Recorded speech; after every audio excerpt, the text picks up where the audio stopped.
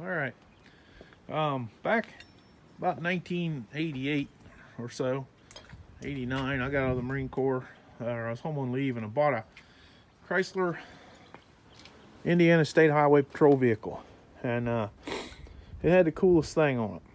You could pull up next to a car and you could had a little thing in the underneath by the radiator area, core support. You could pull a hose out and turn a lever like a ball valve and let the car idle and put fuel into a disabled vehicle's car. I always thought that was cool. Haven't seen it since. Sure, they probably others did it, but anyway, I do that to my wreckers, and that's what we're doing right here. I drilled a hole on top of that fuel tank where I know it's doubled. I put grease on the drill bit to catch the shavings and yada yada. But anyway, we're gonna take this tube and slot the bottom of it so it can't draw every little drop out of it. Anyway, we'll weld this plate to this, drop it down in there, and we'll double O-ring this. And since it's a plastic tank, we'll drill it and use expanding, what they call exploding pop rivets. Anyway, I'll show you one of those in a little while. I think that's what we got here. Anyway, we'll use 4 pop rivets and 2 O-rings to seal it against the tank. And I've never had trouble with it leaking. I'm sure people will cry and complain about it. But anyway, it works. And I will put a electric fuel pump inside the toolbox, separate from the fuel pump on the truck.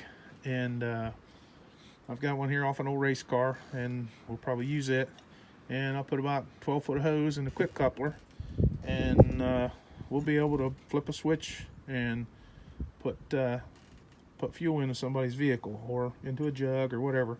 It's pretty handy. You need gas for the lawnmower or for the four-wheeler or side-by-side or log splitter or whatever. You can pull up there and squirt you a little bit in. It's like having a walking, driving gas can.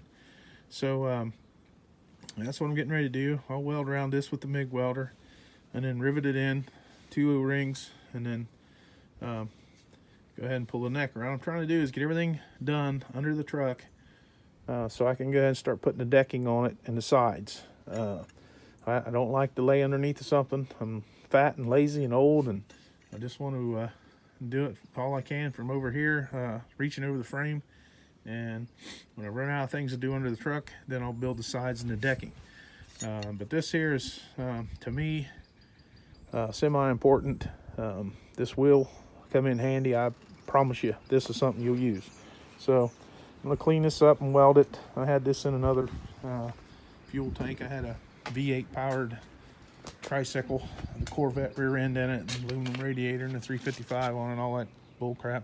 Anyway, this is out of the old tank on it, but getting ready to MIG this together, and then I've already cut it or measured it for length, and then we'll rivet it in. It's that simple. So that's how you put an auxiliary fuel pickup in a plastic tank.